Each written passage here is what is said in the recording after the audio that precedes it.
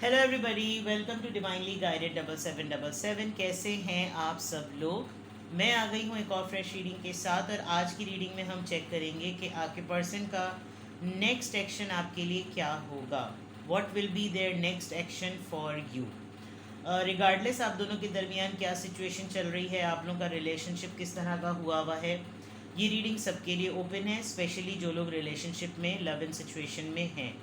Timeless है, general है, collective है। जब कभी भी आपकी नज़र से गुजरेगी तो आपका उस वक्त का मैसेज है। मैसेज आपने वही लेना है जो लगे आपको अपनी सिचुएशन से मैच करता हुआ। टैरो में ये मैसेजेस आए हैं, सब आपने अपने ऊपर इम्पोज नहीं करने, और इनकी बेसिस पर आपने कोई भी फाइनल डिसीजन नहीं बनाना।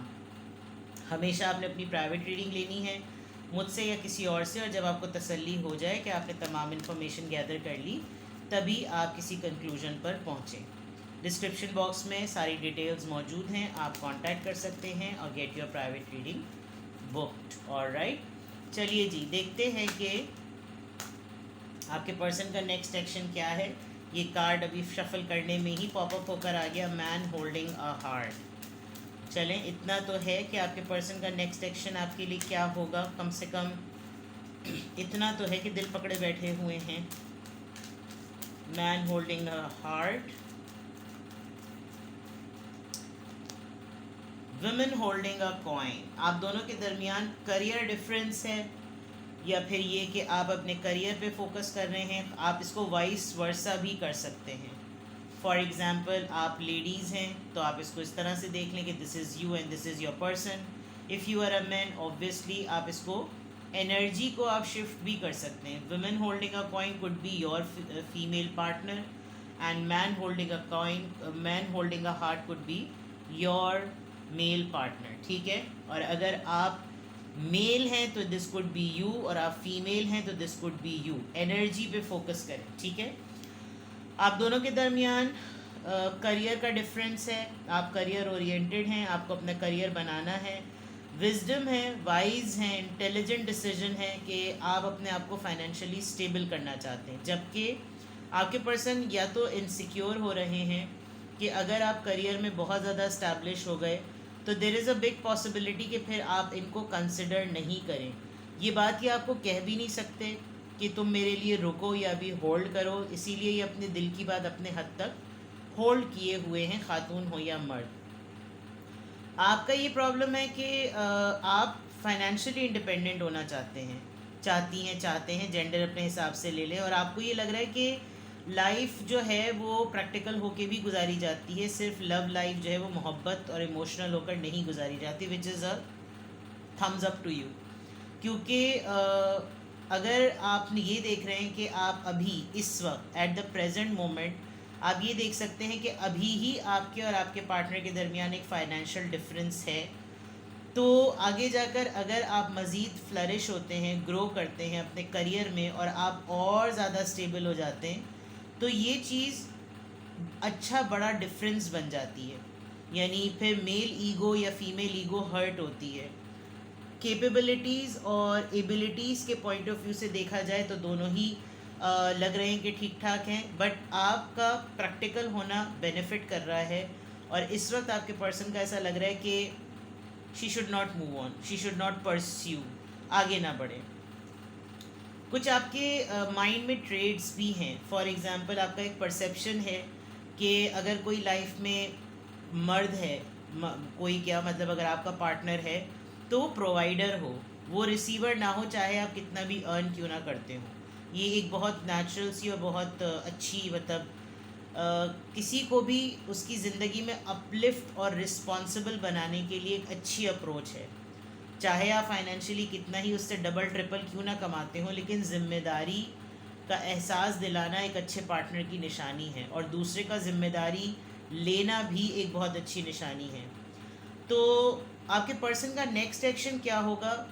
अब अगर मैं आपको नेक्स्ट एक्शन का बताऊं, अभी तक सिर्फ इन दो कार्ड्स में, ये हो सकता है आपके सामने कुछ इस तरह की बात करें कि अभी तुम मज़ीद कुछ और ना पढ़ो, तुम थोड़ी दिनों के लिए पढ़ाई को रोक लो, तुम अपना करियर थोड़े दिनों के लिए रोक लो, तुम ट्रैवल ना करो, तुम अभी इंगेजमेंट ही कर लो, तुम एटलीस्ट ऑफिशियली कहीं अनाउंस कर दो, कहीं बता दो, ताकि एक लेबल तो लग जाए that you are my property.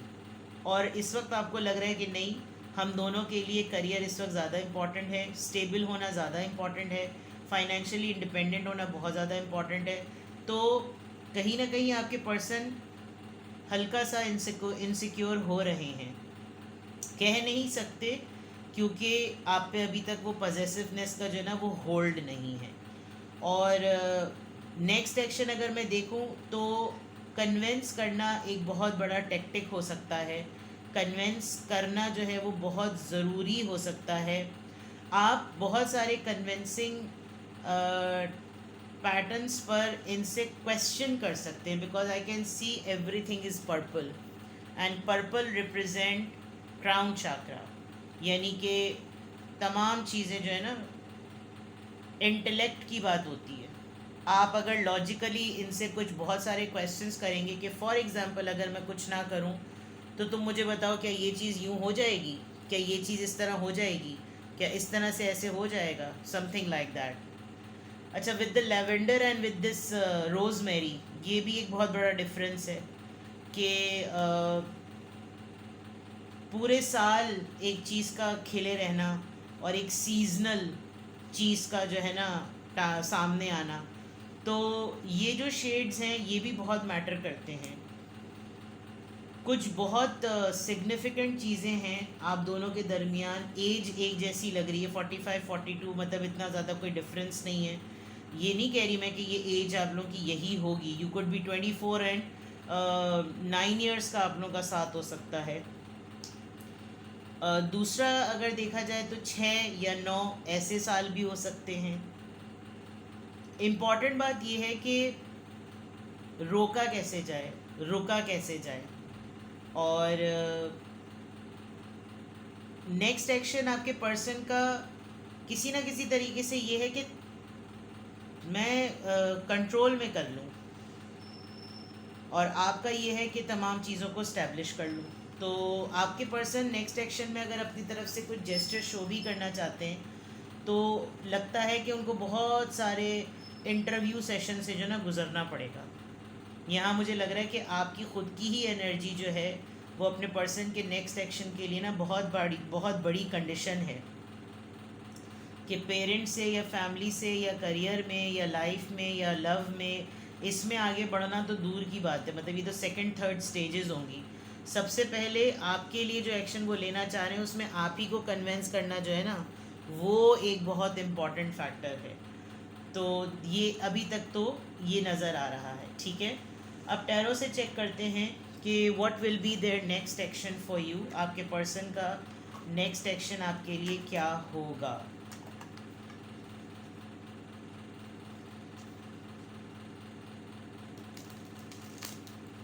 मुझे पता नहीं, एक बड़ी स्ट्रॉन्ग सी ये वाइब आ रही है कि आप लोग यूनिवर्सिटी से होते अब करियर की फील्ड में भी एक तरीके से एक साथ चल रहे हैं, और किसी एक को मोहब्बत खींच रही है और एक को जो है वो स्टैब्लिशमेंट खींच रही है। एक बहुत इमोशनल पर्सन है और एक बहुत ही प्रैक्टिकल पर्सन है। जो प्रैक्टिकल है उसको ज़्यादा कड़वी बातें सुननी पड़ती हैं कि रिश्ते इम्पॉर्टेंट नहीं हैं, जज्बा इम्पॉर्टेंट नहीं है, और जब ये सारी चीज़ें हों और वो बेसिक नेसेसिटीज़ कम हो ना, तो फिर यही मोहब्बत और जज्बे जो होते हैं फिर सब रौले लग जाते हैं इनके। फिर उसके बाद जो है वही इसी तरह से रिश्तों में फिर ख़राबी आती है। लेट्स सी, बहुत ही इक्वलेंट और कॉम्पिटिटिव एनर्जी है इस वक्त दोनों की। आपके पर्सन का नेक्स्ट एक्शन आपके लिए क्या होगा, what will be there next action for you. आपके पर्सन का नेक्स्ट एक्शन क्या होगा। एस ऑफ कप्स, कैंस ये आपसे कन्फेस करेंगे। ये बहुत ज़्यादा इमोशनल हो रहे हैं और बहुत ज़्यादा ओवरवेलमिंग हो रहे हैं। इनको बस नहीं चल रहा कि ये किस तरीके से आपको रोमांटिकली ट्रैप करके पाबंद कर दें। Second, yes, an opportunity propose करना चाहते हैं, ऑफ़र करना चाहते हैं, कोई ऐसा कुछ तो ये रिलेशनशिप में ऐसा करना चाहते हैं कि आपको यकीन आ जाए दैट ही और she is serious. 6 of wands, बहुत दावा है इनको विक्टोरियस बनाना, चीज़ को सक्सेस में लेकर आना। ऐसी पॉसिबिलिटी क्रिएट कर देना कि यस इट कैन बी। बहुत मैनिपुलेट कर रहे हैं, बहुत ज़्यादा मैनिफेस्ट कर रहे हैं, हर तरह का ज़ोर आजमाया जा रहा है कि आप इस बात के लिए कन्विंस हो जाएं।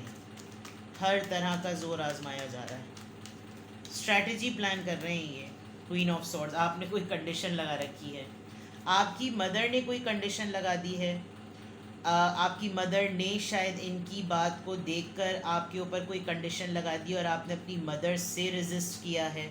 बिकॉज़ यहाँ पर भी देखें, दिल को एक साइड पे कर दिया है और उसूल की बात है। आप कहीं माइग्रेट करने का प्लान कर रहे हैं, बाहर शिफ्ट होने का प्लान कर रहे हैं, आपको लग रहा है कि अभी ये बहुत सारी चीज़ें मेरी बुरी लग रही हैं ना, कल को यही सब स्टेबिलिटी जो है वो हमको ही बेनिफिट करेगी। तो this could be your partners mother, this could be your mother, या फिर ये आप खुद हैं जो अपने पर्सन को नेक्स्ट एक्शन लेने के लिए खुद ही, जिसे कहना चाहिए ना, एक रिस्ट्रिक्शन जो है वो डेवलप कर रहे हैं। ठीक है, तो लेट्स क्लैरिफाई आपके पर्सन का नेक्स्ट एक्शन क्या होगा आपके लिए। एस ऑफ कप्स यहाँ पर क्यों आया है, 7 ऑफ वॉन्ड्स। आप इनको ओपन अप नहीं होने दे रहे अपने ऊपर, बाउंड्रीज सेट कर दी हैं। आप जितना ज़्यादा एक्सप्रेसिव होते हैं, ये जितना ज़्यादा एक्सप्रेसिव होते हैं, आप उतना ज़्यादा अपने ऊपर थोड़ा सा डिफेंस मैकेनिज़्म आप अपना एक्टिव कर देते हैं कि नहीं यार अभी ये सब बातें मत करो, अभी मुझे डिस्ट्रैक्ट ना करो। Distract is will be the right word. ठीक है, एंड वट एवर मैं जो भी बता रही हूँ, this could be vice versa, ये उल्टी भी हो सकती हैं चीज़ें। पेज ऑफ वॉन्ड्स, छुपा रहे हैं फीलिंग्स को, जो आपके लिए जो डेवलप हो रही हैं इनकी चीज़ें, कुछ नया करना, कोई अपॉर्चुनिटी, कोई स्ट्रैटेजी सेट करना, अभी उस प्लान को ये हाइड भी कर रहे हैं, इसीलिए मैन होल्डिंग अ हार्ट आया है। रिवील भी नहीं कर पा रहे कि मैं किस तरीके से क्या स्ट्रैटेजी प्लान करूं, और मैं छुप कर देखूं, मैं अपनी फीलिंग्स ना बताऊं। क्या मेरा ज़्यादा एक्सप्रेस करना, 7 2 दफ़ा आ गया है, क्या मेरा ज़्यादा बताना गलत है, मेरा ज़्यादा एक्सप्रेस करना गलत है, क्या मुझे नहीं बताना चाहिए इतना ज़्यादा। ये भी बहुत ज़्यादा इनको अपॉर्चुनिटी जो है ना वो लूज़ होती हुई लग रही है। 6 ऑफ वॉन्ड्स यहाँ पर क्यों आया है, 4 ऑफ पेंटिकल्स। आप अभी अपने प्लान को रेस्ट, आप मतलब इस कंडीशन को आप रेस्ट दे रहे हैं। आपके पर्सन भी थोड़ा पॉज पर हैं, क्योंकि there are 2 sides of picture. आपकी तरफ से सक्सेस, करियर, विक्ट्री, इनकी तरफ से रिजर्व, साइलेंस, रेस्ट, रिफ्लेक्ट, ये तमाम चीज़ें नज़र आ रही हैं। और लिमिटेड हैं अभी फाइनेंसेस। अभी आप शॉर्ट टर्म गोल मेंटेन करके लॉन्ग टर्म पर रिलाई नहीं कर सकते। आपको लॉन्ग टर्म प्लानिंग करके शॉर्ट गोल्स बनाने, ताकि आप उनको आप अचीव करते जाएं। अभी ना फाइनेंसेस स्ट्रॉन्ग हैं, ना सेविंग्स इतनी हैं, तो you can not think about it. तो ये भी आपके पर्सन जो हैं वो इस वजह से भी 6 ऑफ वॉन्ड्स की एनर्जी आई है कि अनाउंस कर दो, पब्लिकली बोल दो, डिक्लेयर कर दो, ताकि कोई और, मुझे इनसिक्योरिटी बहुत ज़्यादा लग रही है। मैजिशियन कार्ड यहाँ पर क्यों आया है, क्या चीज़ की मैनिफेस्टेशन हो रही है, हर्मिट। दोनों कार्ड्स मेजर आर्कानाज हैं, रिफ्लेक्ट बहुत ज़्यादा कर रहे हैं। जो भी स्ट्रेटजी बना रहे हैं उसके आउटकम्स का बहुत ज़्यादा सोच रहे हैं कि मैं पीछे तो नहीं रह जाऊंगा, मैं अकेला तो नहीं रह जाऊंगा, रह जाऊंगी। जेंडर आप अपने हिसाब से कर लीजिएगा। मुझे जो अभी फील हो रहा है कि यही तो नहीं हो जाएगा। आपकी इनसिक्योरिटीज़ जो हैं आपके पर्सन की बहुत सामने नज़र आ रही हैं, और ये उनके हर्मिट मोड में, साइलेंट मोड में, ऑब्जर्वेशन मोड में, इंट्रोस्पेक्ट मोड में बहुत ज़्यादा रिफ्लेक्ट हो रहा है। जितना ज़्यादा फियर बढ़ रहा है उतनी ही ज़्यादा प्रोलॉन्ग होता हुआ मामला लग रहा है। तो जाहिर सी बात है, इंसान जब ग्रोथ जोन में आ जाता है तो फिर तो उसके ऊपर सक्सेस के दरवाजे बड़े खुल रहे होते हैं।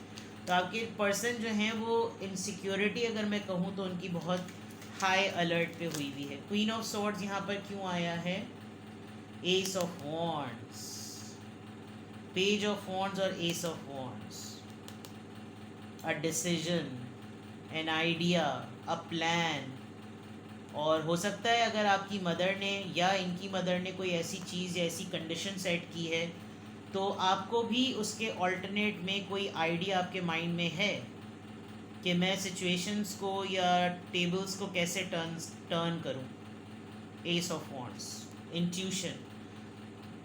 You can foresee the situation. मैं ये अगर कहूँ, आप आगे का देख सकते हैं. तो आपके पर्सन का नेक्स्ट एक्शन क्या होगा? हो सकता है कि ये रिकंसिडर करें अपनी इस कंडीशन को, इनके पेरेंट्स में से या आपके पेरेंट्स में से, या आप अपनी ही किसी चीज़ को एक नया, अपनी कंडीशन को आप कोई नई डायरेक्शन देंगे, ये भी हो सकता है. तो जो आपके पर्सन आपके लिए नेक्स्ट एक्शन प्लान कर रहे हैं, उसमें बहुत सारी चीज़ें ऐसी लग रही है कि वो करना तो बहुत कुछ चाह रहे हैं, लेकिन आपकी तरफ से एक बैरियर है, और उस बैरियर की वजह से वो अपनी फीलिंग्स को भी जो है ना वो राइटली, जिसको कहना चाहिए, चैनलाइज नहीं कर पा रहे कि किस तरीके से मैं जो हूँ ना वो फ्लो चार्ट बनाऊँ कि भाई पहले ये चीज़ कर लो तो इससे ये चीज़ निकलेगी और फिर ये चीज़ निकलेगी. आपको ये लग रहा है कि अगर एक चीज़ हो गई तो फिर उसके बाद ये जो चीज़ निकलेगी, I am not ready for it. बस आप ये समझ लें. तो बैरियर्स नज़र आ रहे हैं, और इसी वजह से आपके पर्सन भी थोड़े से होल्ड हुए हैं. A man holding a heart, a women holding a coin. तो ये आप दिलो दिमाग की जंग कह लें, आप दिल और दुनिया की जंग कह लें, आप जज्बात और प्रैक्टिकलिटी की जंग कह लें. तो आप दोनों के अंदर जो डिफरेंसेस हैं वो इस तरह के हैं. लॉजिकल बात है, इसमें इमोशनल होने वाली कोई बात नहीं है, लेकिन आपके पर्सन की इस पूरे प्रोसेस में नेक्स्ट एक्शन लेते हुए इनसिक्योरिटी जो है वो क्लियरली नज़र आ रही है. तो फैक्टर्स चेक करते हैं कि फैक्टर्स क्या हैं, बल्कि इससे चेक करते हैं कहाँ गया. क्या सिचुएशन है जिसकी वजह से ये फैक्टर्स डेवलप हो रहे हैं? क्या सिचुएशन है जिसकी वजह से ये फैक्टर्स डेवलप हो रहे हैं?